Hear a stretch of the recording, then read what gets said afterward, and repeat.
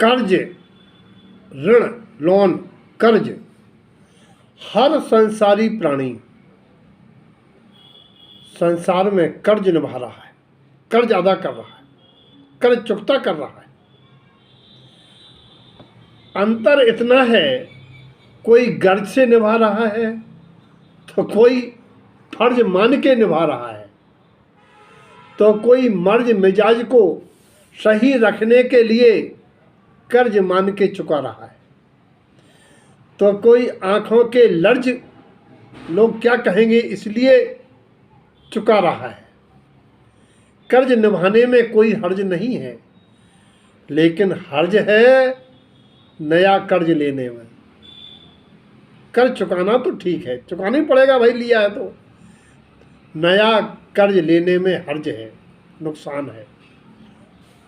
संसार में पुत्र पर पिता का कर्ज, साहूकार पर किसान का कर्ज, शिष्य पर गुरु का कर्ज, ऐसे शब्द कहे जाते हैं। सच मानिए तो हर संयोग परिस्थिति इस कर्ज के लेन देन के लिए ही मिलती है। एक कहानी हमने व्हाट्सएप पे पढ़ी थी। एक सेठ, साहूकार सेठ जी थे, वो लोगों को कर्ज देते थे और लोगों से पूछ लेते थे कि भाई कर्ज कब चुकाओगे, इस भाव में या अगले भाव में, इस जन्म में या अगले जन्म में। लोग जैसा कह देते थे वे मुनीम से कह देते थे, बही में लिख लो जी इस जन्म में इस कब चुकाएगा, कितने दिनों बाद, या लिख लो कि ये कह रहा अगले जन्म में चुकाएंगे। लोगों में बड़ी बात, कैसा मूर्ख सेठ है, अगले जन्म में चुकाने के लिए भी कर देता है। चोरों ने सोचा हमें कर्ज से क्या लेना देना, हमें तो कर्ज मांगने के निमित्त से उसकी तिजोरी देखना है, कहाँ रखी है, क्या माल भरा है। चोर पहुंचा क्यों भाई सेठ जी, हमें कर्ज चाहिए, मिलेगा? बोले यहाँ सबको मिलता है, जो चाहो वो मिलता है, लेकिन याद रखना कर्ज है। बोले हाँ कर्ज ही लेने आए सेठ जी, कब चुकाओगे? बोले सेठ जी अब इस जन्म में तो संभव नहीं है, हम अगले जन्म में चुकाएंगे।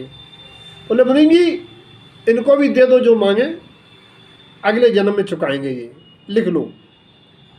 उसने आराम से 1 लाख की जगह 5 लाख ले लिए।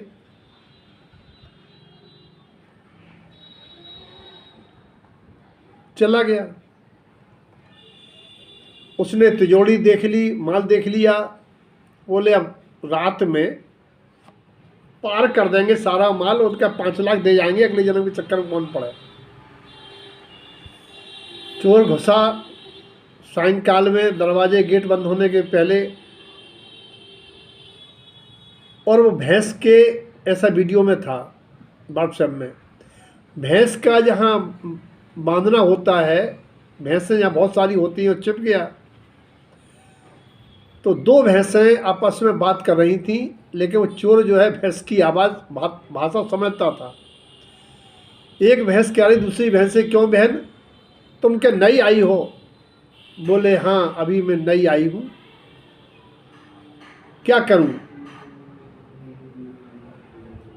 मैंने सेठ जी का कर्जा लिया था, इसलिए कर्जा चुकाने को मैं भैंस बनी, दूध देने को इस सेठ जी के लिए, और मैं इसका कर्जा चुकाने को इसी घर में आई हूँ। पहली भैंस बोली बहन तुम सही कह रही हो, मैंने भी ऐसे ही कर्जा लिया था और मुझे यहाँ 3 साल हो गए इसको दूध देते देते, मेरा कर्जा नहीं चुक रहा, और जब तक मुझे यहाँ दूध देना पड़ेगा, जब कर्जा चुक जाएगा तो मैं तो मर जाऊँगी, मैं अगला जन्म धारण करूँगी, या कोई खरीद ले जाएगा मुझे, पालेगा पोसेगा, अभी तो मैं कर्जा चुका रही हूँ। चोर ने सुना, अरे अगले जन्म का कर्ज देने का मतलब ये है। आया, बोले सेठ जी चोरी नहीं की, घर चला गया। कल नहीं सेठ जी ये 5 लाख अपने वापस लो, हमें नहीं चाहिए आपका कर्ज, हमारा नाम काट दो।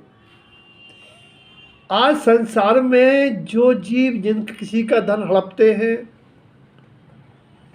वे दीन दुखी जीव बच्चे बन के जन्मते हैं घर में, परिवार में, नाती पोते बन के, सेवा के नाम पर, पढ़ाई के नाम पर कर्जा चुका के वो चले जाते हैं, सेठ जी से कर्जा चुकवा के। तो सेठ जी ने उसका धन हड़पा था। ऐसे ही जो जिसका धन हड़पता है, कर्जा लेता है, नहीं देता है, उसके साथ इस प्रकार की घटना घटती है। जिसने जिससे लिया है उसे उसका देना पड़ता है। इसीलिए भैया कर्ज से डरो। कर्ज से डरोगे तो सुखी रहोगे, और अपना मर्ज देख के जीवोगे तो सुखी रहोगे, और दूसरों के मर्ज देख के बात करोगे तो सुखी रहोगे। ये भैया कर्ज मर्ज तर्ज की बात बड़ी ख़राब है। सावधानी से अपना जीवन जियो और कर्ज लेने की कोशिश मत करो, क्योंकि कर्ज लेन देन के लिए ही संसार है। आत्मा ने त्रिदंड पूर्वक त्रिदंडों से मन वचन काये 3 दंड कहलाते हैं। योग, विवाह भाव करके कर्म परमाणुओं को कर्म रूप ग्रहण करके जो संचय किया है वो कर्ज है। जिन्हें दिए धरे को दंड, शरीर धारण करने का दंड रूप कहा जाता है, और ये प्राणी भुगत रहा है। इसीलिए भैया अब संचय नहीं करना है, कर्ज से निवृत्ति के लिए अब संचय करना है। संचय नहीं करना है, संचय करना है, सम्यक रूप से क्षय करना है, जिसका उपाय विक्रम की 16वीं शती में हुए आचार्य प्रवर श्री मज्जन तारणतरा मंडलाचार्य जी महाराज ने तीर्थंकर परमात्मा के उपदेश के अनुसार एक मार्ग बताया है कि हे भव्य, तू अपने सत्स्वरूप को इन शरीर आदि सब संयोगों से भिन्न मान जान, अपने स्वभाव में रह जा, सारा कर चुक जाएगा, और तू साहूकार बन के तू स्वयं सिद्धालयवासी हो जाएगा। इसीलिए भैया एक कर्ज के लेन देन की प्रॉपर्टी बनी रही तो संसार से दुखों से मुक्ति मिलने वाली नहीं है। सबके जीवन में गुरु महाराज की बात समझ में आवे, आत्मस्वरूप का श्रद्धान हो, सब इस कर्ज से मुक्त हों, ऐसी मंगल भावना।